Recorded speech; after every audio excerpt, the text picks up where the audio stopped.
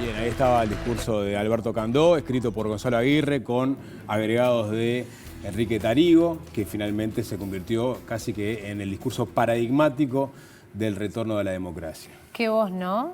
Qué parlamento, y nuestros invitados lo repetían, casi que de memoria, por lo menos en la parte final. Sí, escuchaba recién a Pepe Pla, el fotógrafo, que al final declamó cual Candó un viva a la democracia. Así que arrancamos por la presentación. Américo José Pla, bienvenido, ¿qué tal? Muchas gracias. Encantado de estar acá. Que en ese momento era fotógrafo, trabajaba entre otros medios para el semanario Aquí, que fue en donde salió publicado 2 días después del acto del domingo 27 de noviembre, la icónica foto del Río de la Libertad que sacó desde un penthouse de un edificio de la intersección 18 de julio y Boulevard Artigas. Y tenemos también a Manuel Flores Silva, en aquel momento al frente del semanario Jaque, ¿no? Que había nacido hacía pocas semanas, ¿no? Sí, 2 semanas antes. 2 semanas antes. Exactamente, o sea que estaban ustedes viviendo fermentalmente lo que era el hecho de empezar a sentir las libertades, por más que era también un momento complicado porque se habían caído las negociaciones hacía poco tiempo entre militares y partidos políticos, y eso hizo que se tenaciaran un poquito las restricciones a la prensa. Voy a arrancar contigo, Pepe, si te parece. La has contado infinidad de veces la historia, ¿no? Pero quiero volver a ese día, o a esos días previos, ¿no?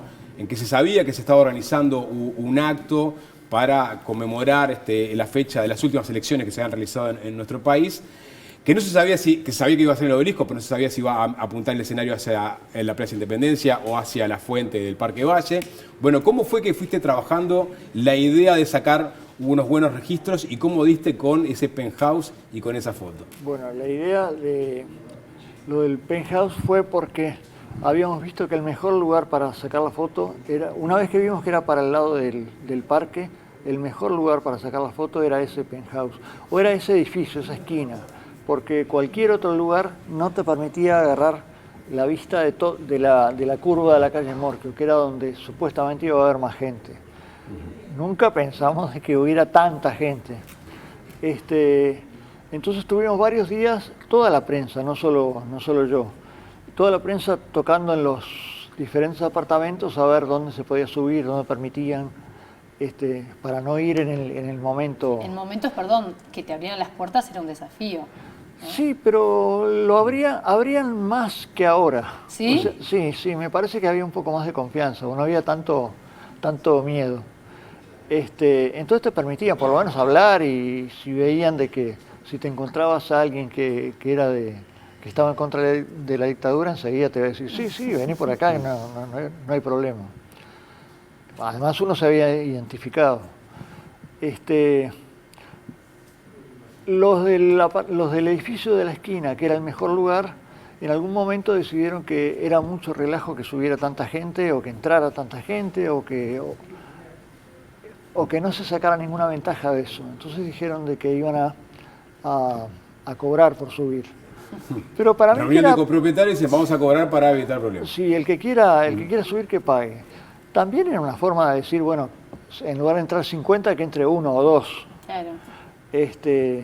El asunto era que nosotros, mi familia conocía a la familia de los dueños del penthouse, justo del penthouse, porque no era un piso del medio. Punto. Sí. Los conocíamos porque ambos veraneamos en el Pinar. Y entonces mi hermano Carlos me dijo, yo te hago el enchufe. Me contactó, y entonces ya quedamos en que el día del acto, a determinada hora, la señora iba a estar abajo. Y yo fui ese día por varios balcones de la zona, sacando diversos ángulos del acto. Y a la hora señalada estuve abajo. Y sale la señora, que era Lila Lorenzo, porque era la familia Catino Lorenzo, los de arriba. Y me dice, Pepe, sacate todas las acreditaciones porque arriba está la policía. Resulta que el apartamento estaba vacío por cuestiones familiares, y cuando la señora llegó esa mañana para disfrutar de la vista del acto, se encontró con que le habían dado paso a la policía. Y estaban todos los de inteligencia con cámaras, sacando cada grupito que venía por Boulevard, o por el Boulevard del otro lado, o por Morquio, lo sacaban así en primeros planos, con idea de fichar. Casi todas esas fotos después aparecieron un par de días después en una doble página de los diarios, firmada por la DINARP, apoyando aquel dicho de que eso parecía un cambalache. Sí, que dijo el propio Álvarez. Sí. Bueno, todas esas fotos muchas de esas fotos salieron de ahí arriba. Entonces yo salí al balcón y me encuentro a la izquierda con la policía y los de las cámaras, y estaban el jefe de policía, que era el coronel Varela, y estaba un comisario, Alain Castro, que se dedicaba a cosas de gremiales, políticas y de iglesia. No sé en qué orden. Inteligencia. Del lado de enfrente estaba la prensa internacional, pero estaba cruzando 18. Y a la derecha había algunos familiares de los Catino Lorenzo. ¿Y vos fuiste y disparaste rápido? Yo no me acuerdo, no hablé con nadie, no me quedé a charlar, porque lo que quería era sacar las fotos y irme antes de que alguien se diera cuenta de que había un fotógrafo, porque llamaba la atención las cámaras que tenía. Entonces, chaca, chaca, cambié el lente, chaca, chaca, y con 3 lentes saqué 6 fotos. Y cortamos la historia acá y después seguimos, ¿no? Floresilva, porque después esa se publica el martes, o estuvo un domingo. Decías, 2 semanas antes nace Jaque, ¿no? Sí, era un momento muy peculiar, mucho más dramático de lo que podemos ahora recordarlo. Había fracasado el diálogo en el Parque Hotel, los partidos habían dicho que no se movían de la restauración de la Constitución plena, sin cortapisa de ningún tipo, y los partidos se retiraron. Y no había plan B. A principios de noviembre se produce una manifestación de jóvenes media espontánea en lo que hoy es la Plaza de Bomberos, ya era entonces. Y ahí hubo el coronel Varela, que luego fue general, y que era un hombre de peso al interior del ejército, obviamente, fue el encargado de la represión, que fue bastante completa. A mí me sacó una señora gruesa, y me dijo, pasá por acá, y yo atrás de la señora fui pasando, miré, me acuerdo, el último que recuerdo era hacia ahí, el piso, o sea, hacia preso, entonces los partidos no teníamos plan B. Eso lo podrá decir mejor el doctor Sanguinetti cuando venga, pero yo creo que el de la idea del acto, la gente iba a ir o no iba a ir al acto. Era una incógnita, porque había mucho miedo. Los uruguayos hemos olvidado el miedo. Entonces reconstruimos una historia, un relato de miles de héroes, y en realidad lo que había era miedo. Entonces eso era incertidumbre sobre si había o no había éxito. Entonces fue muy fuerte. Y en la redacción de Jaque ese miedo estaba palpable, ese miedo generaba adrenalina también de lo que podía pasar ante la publicación de determinada ¿Y cómo noticia? Se organizó la cobertura también? Todavía no había... A ver, hay una serie que es la macro, plebiscito del 80, elecciones del 82, victoria de los sectores antidictadura, crisis del Parque Hotel, ahí viene el tema del acto. Jorge lo propone, en medio de incertidumbre, y se va para adelante. Si uno ve esto, ve el mérito de decir lo que dijo Gandó, respecto, va a haber elecciones en el 84. No sabíamos nada si iba a haber elecciones. Se estaba, de hecho, tratando de imponerle una agenda. Tampoco se iba a saber en marzo del año siguiente, porque luego la serie sigue así. Liberación de Sereñi en marzo, tensión adentro del ejército entre abril, mayo, julio, ahí se produce la muerte de Roslik, y de algún modo la idea de que ya no se puede torturar más, como que los periódicos, la prensa había logrado rescatar ese valor. Instalaron la agenda. Sí, y después de eso viene el Parque Hotel, etcétera. Entonces, yo diría que hubo dos momentos muy dramáticos. Uno fue el del acto, por el riesgo que se corría, y el segundo fue esa tensión entre militares. Como se sabe, todo el caso de Roslik últimamente ha sido un fracaso, mal dirigido, a mi juicio, por el fiscal, que aparece ahora como uno de los principales de lo que la fiscal Fossati llama la manada. Entonces, ese es un tema complicado porque el doctor Sanguinetti, por ejemplo, en el libro La Reconquista, menciona que probablemente haya estado en el interrogatorio a Roslik gente de inteligencia de Montevideo. Entonces ahí sí hay muchas especulaciones sobre a qué se apuntaba, por qué, no se sabe si no se le quería meter el ala más duro, un muerto a Medina, porque Fray Ventos caía en la repartición de Medina. Entonces, cuando uno lo recuerda con la perspectiva, porque uno cuando está ahí no se da cuenta de muchas cosas, lo ve como que se pasaron las cosas por medio de laberintos y finalmente se pudo en el Lunaval llegar a la plena vigencia de la Constitución, que era lo que el año anterior había sido rechazado por los militares. Siendo específicamente al acto del obelisco, ¿cómo fue el día después? Usted decía, ¿no? Había incertidumbre del sistema político, incertidumbre, me imagino, de los medios, de cómo iba a ser, si iba a ser convocante o no.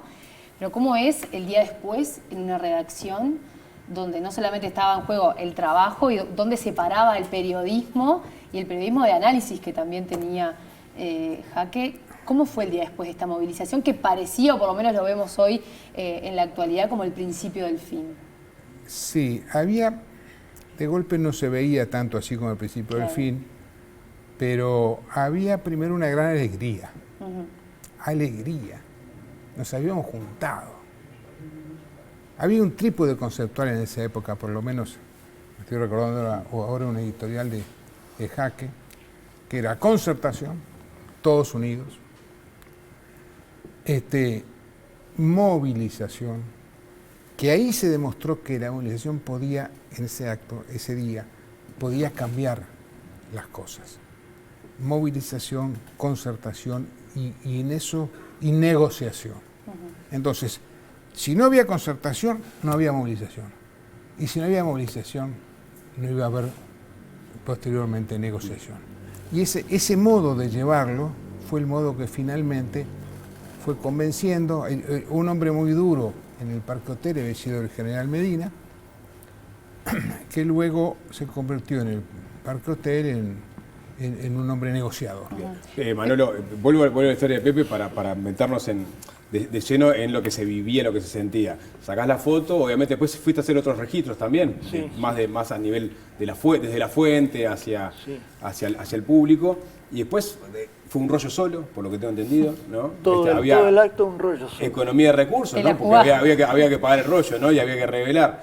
Pero esto sale el martes, o sea, entre el domingo y el martes, ¿tú tenías la sensación de que esa foto efectivamente iba a tener el impacto que tuvo? ¿Cómo fue a lo largo del tiempo, de los meses y de los años, repercutiendo en tu propia vida esta imagen? Yo sabía que la foto esa, la que teníamos prevista para la tapa era esa. Si yo no metía la pata en el momento de revelar, estaba la misión cumplida, por lo menos de lo que se pedía en ese momento. Yo no escuché nunca en vivo, no escuché el discurso de él, porque la foto del Río de Libertad está tomada cuando todavía estaban leyendo las adhesiones. Después yo bajé, hice todo el recorrido hasta la mitad de Morquio, que había un mangrullo, y desde ahí saqué una foto que salió en la tapa del semanario, en el momento que dicen tiranos temblar, todos con o sea, en el momento del himno. Después saqué algunas más por ahí atrás, lejos del estrado, y me fui a revelar. El acto no había ni terminado ni nada, pero así eran los tiempos en ese momento, era todo manual y... Hubo también otro protagonista que es Davesíes, que es quien le pone el título. Claro. Que le pone de alguna manera el nombre y apellido a esta movilización. Yo en ese momento no estuve, porque yo revelé, fueron a buscar las primeras fotos ya reveladas, y mientras que yo seguía,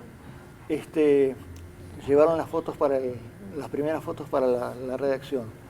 Y dicen de que cuando Antonio vio las fotos, la que terminó siendo el Río de la Libertad, dijo, pero esto parece un río de libertad. Y chao. Entonces como que ahí quedó el título. Y el título fue un bombazo, porque... ¿Y cuándo fue la primera vez que viste tu foto colgada en un lugar que no tuviera que ver con tu casa o tu trabajo? Yo creo que a las 2 semanas ya habían...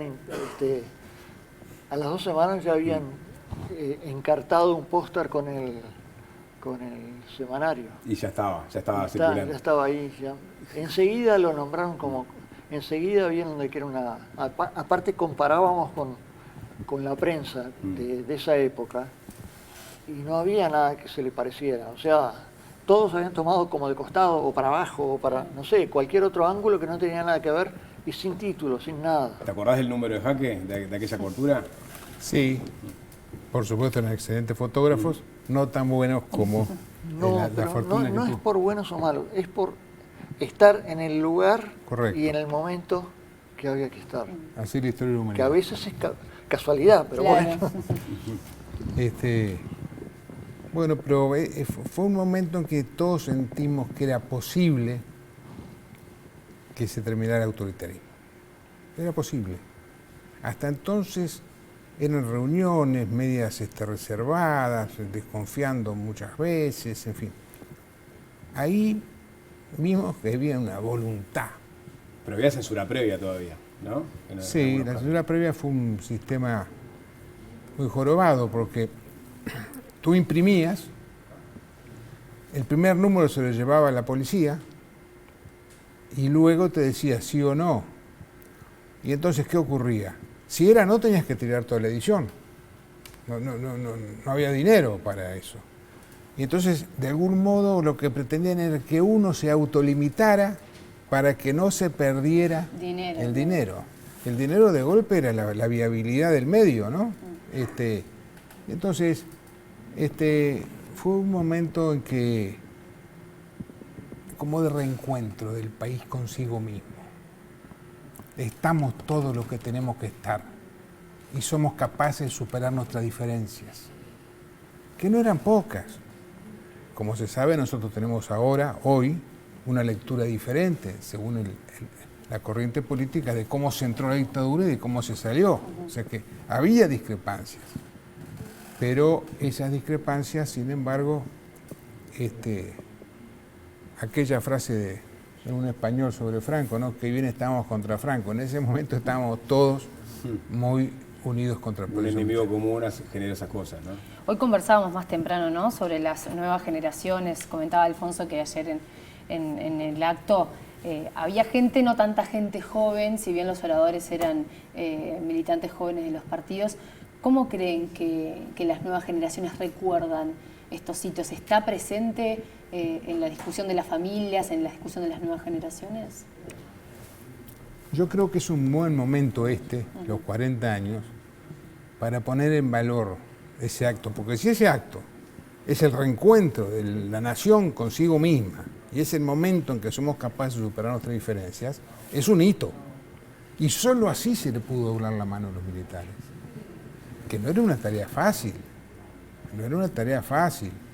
que tampoco se resolvió ese día, pero ese día se constituyó el actor que iba a derrotar a la dictadura. Es decir, emergió el actor y uno lo veía con emoción, porque hacía mucho tiempo que se esperaba que ese actor, las nuevas generaciones de aquella época, hacía mucho tiempo que esperaban. Claro, hoy no hay autoritarismo, hoy no hay miedo, entonces de golpe es diferente a los chicos. Hay otros enemigos comunes también, que siempre hay que tenerlos en cuenta, ¿no? Problemas del país en general.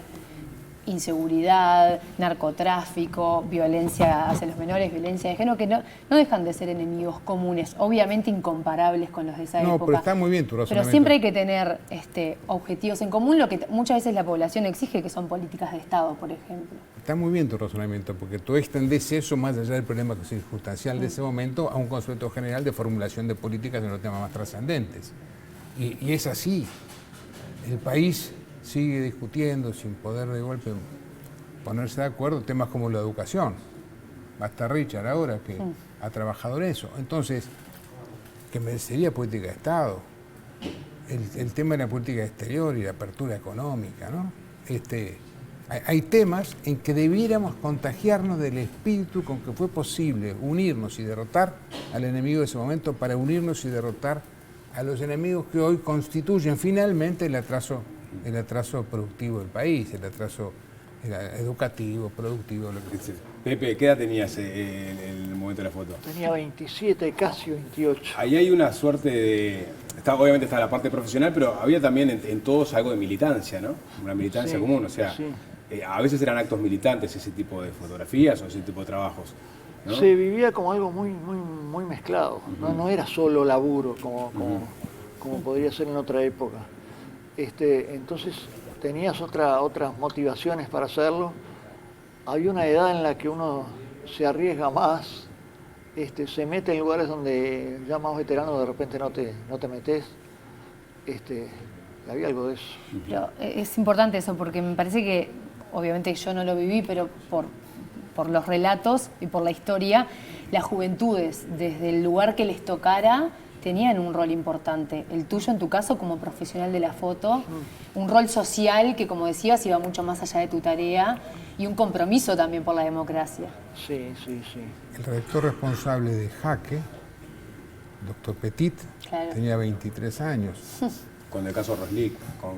En el 83. Sí, En el caso Rodríguez en el 84. claro, con Blut también. Blut, que tenía, creo que la misma edad. Yo era el director y tenía 33 años, ¿no? Era el viejo, ¿no? Mira, sí, las reacciones eran, o había un sabio de la tribu, o había quedado un gap tan grande desde el golpe hasta ese momento que las reacciones se llenaron de gente joven y había poco veterano. Yo me acuerdo que Alfonso, creo que Alfonso sí nace contó que aquí. estaba, sí. Pero aquí es la continuación, si no me equivoco, o al revés, de un semanario cerrado que era Opción. Claro. Y eran semanarios, y eso también es una lección, de sensibilidades, no excluyentes.